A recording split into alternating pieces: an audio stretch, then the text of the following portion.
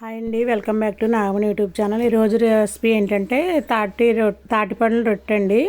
మా మధ్య గారు పొలం నుంచి 3 తాటిపండ్లు అయితే తెచ్చాడండి. వాటిని శుభ్రంగా కడిగేసుకుని ఈ శుభ్రంగా పైన నల్లదంతా తీసేసుకోవాలండి. ఆ తోలంతాను తీసేసుకున్న తర్వాత ఆ టెంకలు శుభ్రంగా తీసుకుని అవి మొత్తం తీసుకోవాలండి. కాయలు 3 పళ్ళు అయితే బాగున్నాయండి, అప్పుడే పడ్డాయంట.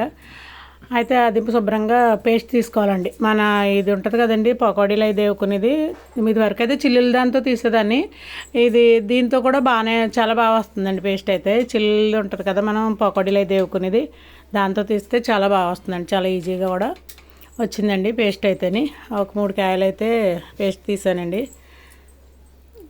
దాంతో చాలా ఈజీ అండి, కష్టం కూడా అనిపి జల్లెడి గట్ట అయితే అలా వస్తుంది, కానీ ఇది బాగా వచ్చిందండి. పీస్ కూడా అందులోకి రాకుండా వచ్చిందనమాట అండి. చాలా బాగా పేస్ట్ అయితే శుభ్రంగా పేస్ట్ తీసేసుకున్నానండి. 3 కాయలను 3 కాయల పేస్ట్ బాగానే వచ్చింది.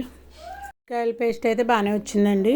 ఇంత వచ్చిందండి. 3 కాయలు తీసుకుంటే అందులో సగం అయితే నేను గార్లిక్ తీసుకున్నానండి. ఒక గిన్నెలోకి పక్కకు తీసుకున్నాను.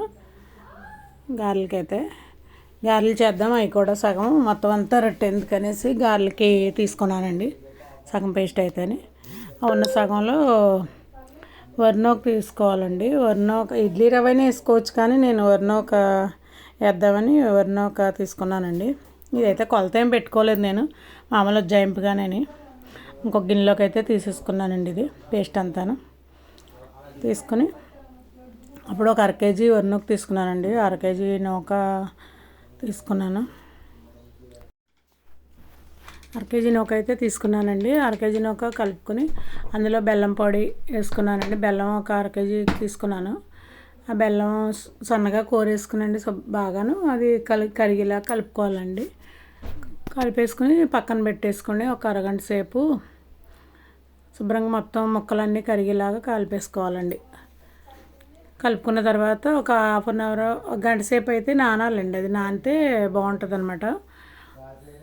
అంతేనండి. కలిపేసుకుని ఒక అరగంట నానబెట్టేసుకుని తాటి రొట్టె అయితే కలిపేసుకునండి. కొంచెం యాలక్కాయ పొడి వేసుకున్నాను. యాలక్కాయ పొడి వేసుకుని కలిపేసుకుని పక్కన పెట్టేసుకుంటామే.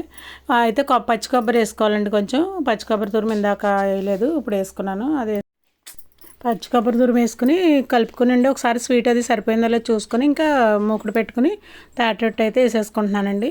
వేసేసుకుని ఒక 20 నిమిషాలు సిమ్లోనే మీడియంస్ పెట్టుకుని మూత పెట్టేసుకోవాలండి. మెల్లిగా మూకుడు అటు ఇటు తిప్పుకుంటా ఉదుకునే ఉంచకుండా కాల్చుకోవాలి. ఇది చాలా జాగ్రత్తగా కాల్చుకోవాలని, లేకపోతే ఉడకదు.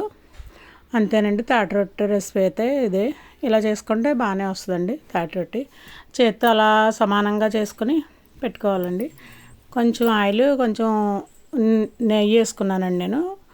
అంతేనండి తాటి రొట్టె రెసిపీ. మీరు కూడా ట్రై చేయండి. ఇదైతే వేడిగా అయితే బాగోదండి, చేదుగా కండ్రగా ఉంటుంది. ఇది చల్లారాక తింటే చాలా బాగుంటుందండి తాటి రొట్టె అయితే.